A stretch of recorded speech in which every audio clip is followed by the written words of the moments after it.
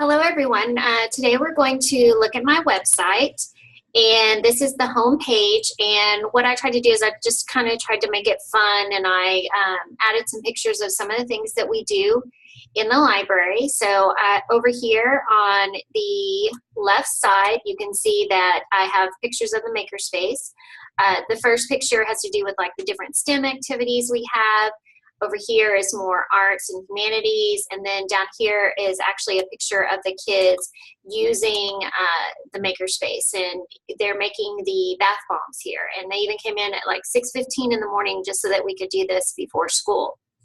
Another activity that we've done in the library is Skyping with India. So here are PHS students, and in the video you can see the students from India. And what they did is they discussed a particular book, and they talked about how it related to their lives. Another thing we do in the library is we have a ELA rotation.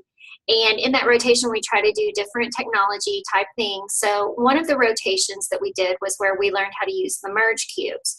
And so this is the merge cube that's in the student's hand, and here she is on her cell phone.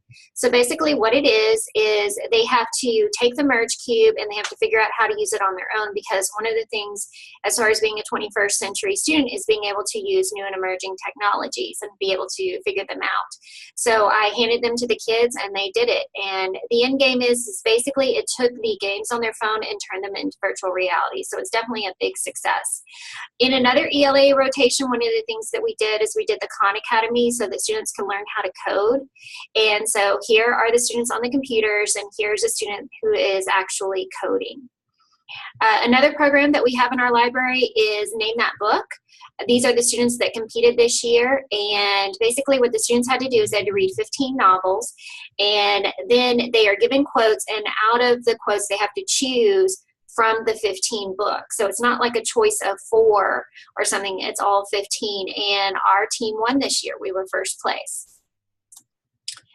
In addition, on my website I have a summary professional statement. So I'll go to that page. So here's a recent picture of me. And in the summary statement, I basically talk about the fact that my name is Bonnie Alexander and I am a high school librarian at Pasadena High School. I talk about my love, which is young adult fiction. I love to read these books. I love sharing it with students. I just love what I do. And I also talk about the fact that we implemented a makerspace this year. My professional statement has to do with basically I feel like education is what you put into it. It's more about endurance. So as long as you're willing to put in the work, then you're going to get the most out of your education. Next, here's my resume. It starts off with my education that I'm in the Master of Library Science program. And here is where I got my bachelor's. I got it at the University of Houston at Clear Lake. My different certifications, I'm certified in English 6 through 12. I actually went to school for both literature and history, and pretty much the way it worked was I was going to take the test and whatever I got a job in first, and they needed more English teachers than they did history teachers, so that was the test that I took. In addition, I have my professional experience. This is my first year as a high school librarian. Last year I was in the middle school. That was my first year as an actual librarian. And then before that, I was a testing coordinator at this same high school that I'm at now. And I did that for 6 years. Before that, I was an English teacher on this campus. And I was also department head for 3 years. So this goes through my work history, along with the different professional development trainings that I've done.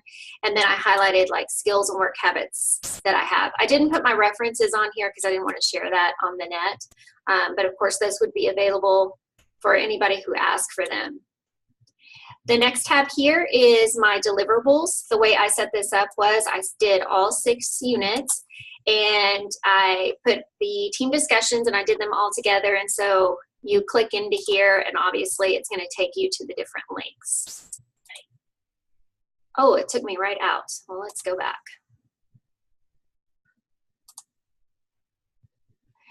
And the next tab that I have here is technology implementation. So these are the different technologies that I did during this semester. The next heading that I have here is my ISTE evaluation. So those papers are here, then my team discussion reflections, and my technology reflection. So you can go through these, you can go to my website, and you can look at all these different items.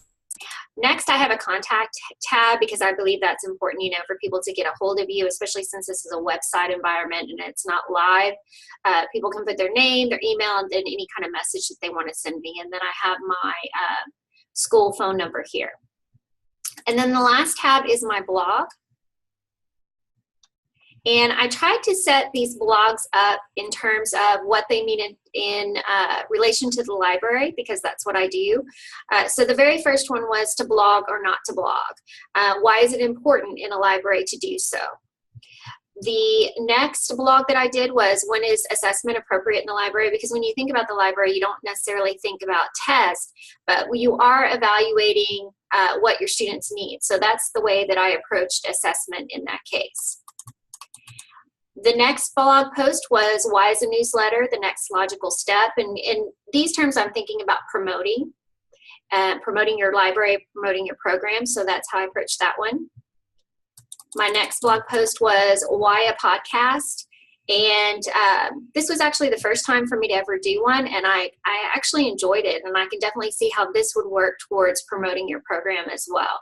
And I try to use humor in these just to make them, you know, funny and big.